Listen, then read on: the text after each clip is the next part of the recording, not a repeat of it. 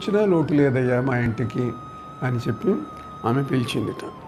పిలిస్తే నా భర్త అన్ని అనుష్ఠానం అంతా పూర్తి చేసుకొని సిద్ధంగా ఉన్నాడు, అతిథి లేకపోతే ఆయన భోంచేయడు, మీరందు పెద్ద ఆయన అందువల్ల మీరు తొందరగా వస్తే భోజనాలు చేద్దురు కానీ అన్నదిట.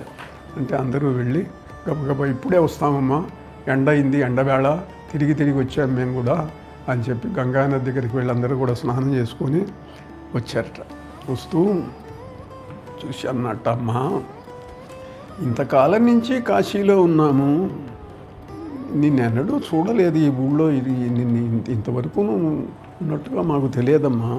కమలలోచన కిన్నరాంగనవే నీవు గంధర్వభామవే నీలవేణి, అప్సర స్త్రీవే నీవు బింబాధరోష్ఠి, రమణి నీవు విద్యాధర రాజసుతవే. అమ్మా ఎవరమ్మా నువ్వు? విద్యాధరివా, గాంధర్వివా, అప్సరసవా, కళ్యాణి నిన్ను ఈ కాశీపురంబులో ఎన్నండుగాన నీవెవ్వడమ్మా ఎవ్వరమ్మా. రాహుదుష్రాంకుర క్రగచ ఘట్టన భీతి జగతికి ఏదించిన చంద్రకళవే. రాహు మింగుతాడేమోనని అక్కడి నుంచి అందకుండా ఆకాశం నుంచి కిందికి దిగొచ్చినటువంటి చంద్రకళవా నువ్వు? నన్ను రక్షింపంగా నా పాలగలిగిన భాగ్యదేవతవు తప్పదు నిజంబు. అమ్మా నువ్వు చెప్పినట్టు చేస్తాను తల్లి, ఏమనుకోవాకమ్మా. బ్రాహ్మణుడు కాన నాకు చాపలము ప్రకృతి, కొంచెం నాకు చాపల్యం ఉందమ్మా, అందువల్ల కృప చేసి ఏమనుకోవద్దమ్మా అంటే, అసలు ఎవరు నువ్వు ఏమిటి అని అంటే, ఇవన్నీ తర్వాత చెబుతానులే, ముందు అందరూ ఆకలితో ఉన్నారు కదా. ఊకోబెట్టగా ఎంత ఏని తడవవునో విప్రశార్దూల నీ ఆకొన్నాడవు, భోజనోత్తరమునంద ఆస్థానమై ఉండి ఆ రాకం బెట్టక చెప్పెదన్ వినుము వృత్తాంతంబును తేటగా, వీకన్ వేళ అతిక్రమించకుడువన్ విచ్చేయి మా కరక్కునన్. అవన్నీ తర్వాత చూసుకుందాంలే నాయన అన్నది. అందరూ వచ్చారు, చక్కగా కూర్చున్నారు. ఈ భోజనం చేసిన పద్ధతి ఇవన్నీ కూడాను చాలా అద్భుతంగా కార్యాల్లో వర్ణించబడ్డం అనుకోండి. అందరికీ విస్తళ్ళు వేశారట. విస్తళ్ళు వేస్తే ఎంతసేపటికి ఏమీ వడ్డం రాదు, ఎవరు వడ్డించేవాళ్ళు కనపడరు, పదార్థాలు కనపడవు, ఏమైపోయినాయి అని చూస్తున్నారట. అని చూస్తూ ఉంటే ఉన్నట్టుండి మనం ఏమన్నా మోసం చేయడానికి ఏడిపించడానికి వచ్చారా అని కూడా అనుకున్నారట వీళ్ళు. అనిహింతులు అన్ని పదార్థాలు నిండిపోయినాయి, కావలసినవన్నీ కూడా చక్కగా భోంచేశారు.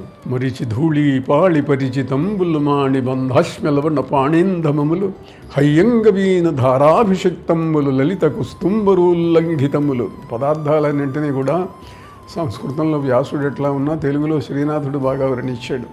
దాంట్లో రకరకాల పదార్థాలన్నీ కూడా ఉన్నాయట. అంటే మిరియాల పొడి బాగా చదివినటువంటి కూరలు, అంటే అప్పటికి ఇంకా మనకు మిరపకాయలు రాలేదు భారతదేశానికి. అందువల్ల వ్యాసుడి కాలం నాటికే కాదు, శ్రీనాథుడి కాలం నాటికి అప్పుడే పోర్చుగీస్ వాళ్ళు తీసుకొచ్చారు మిరపకాయలు అని చెప్పి చెబుతారు. అందువల్ల అప్పటికి ఇంకా రాలే. అందువల్ల మన వాళ్ళందరూ కూడా కారానికి మిరియప్పొడినే వాడుతూ ఉండేవాళ్ళు. అందువల్ల బాగా మిరియప్పొడి చల్లినటువంటివి, మంచి హయ్యంగమీనం అంటే నిన్న వేసిన వచ్చిన వెన్న ఇవాళ కాచి చేస్తే చాలా రుచిగా ఉంటుందిట అనే ఈ హయ్యంగమీనం. లలిత కుస్తుంబరుల్లంఘితములు అంటే కుస్తుంబరు అంటే కొత్తిమీర. ఇలా ఇవన్నీ కూడా పదార్థాలన్నీ కూడా పట్టు రామఠామోద భావితములు. రామఠం అంటే ఇంగువ. ఇక్కడ తెలుగులో చిన్న చమత్కారాలు కూడా ఉన్నాయి. కొంతమంది పాతకాలపు పండితులు ఇంట్లో గ్రాంధికమే మాట్లాడేవాళ్ళుట, మామూలు భాష మాట్లాడేవాళ్ళు కాదు. అది వాళ్ళకి లోపం. వాళ్ళకు కొత్తగా పెళ్ళైతే భార్య వచ్చిన పాపం మామూలు మనిషి. భార్యామణి ఈ దినంబు తింత్రిణీ రసము కాచితివా లేదా అన్నట్ట. అంటే తింత్రిణీ రసం అని చూస్తున్నది పాపం. తింత్రిణీ రసం అంటే రసం, చారు అన్నమాట. ఆమెకు అర్థం కాలే. సరే ఏదో తెలుసుకున్నది అనుకోండి. ఇట్లా ఈ గ్రాంధిక భాష మాట్లాడేవాళ్ళు చాలామంది ఉండేవాళ్ళు పండితులలో. ఇంట్లో మామూలుగా భాష మాట్లాడటం కాకుండా పాతకాలపు సంస్కృతం మాటలతో ఎక్కువ మాట్లాడుతూ ఉండటం ఇవన్నీ కూడా ఉండేవి. కొంతమంది ఇళ్లలో సంస్కృతమే మాట్లాడుతూ ఉండేటువంటి వాళ్ళు. సరే ఏదో కొత్తగా పెళ్ళైన వాళ్ళు ఏ పల్లెటూరు నుంచి వస్తే వాళ్ళకి సంస్కృతం రాదు, ఏదో అడ్జస్ట్ అయితే నెమ్మదిగా వీళ్ళు వాళ్ళకు నేర్పో వాళ్ళు వీళ్ళకు నేర్పో ఏదో మొత్తం మీద కాలం గడుస్తూ ఉండేది. ఇలా భోజనమైన తర్వాత అప్పుడు పెద్ద ఆయన వచ్చి హాల్లో కూర్చున్నాడు. కూర్చున్న తర్వాత అప్పుడు ఇంకా మాట్లాడుకోవటాన్ని మొదలుపెట్టారన్నమాట.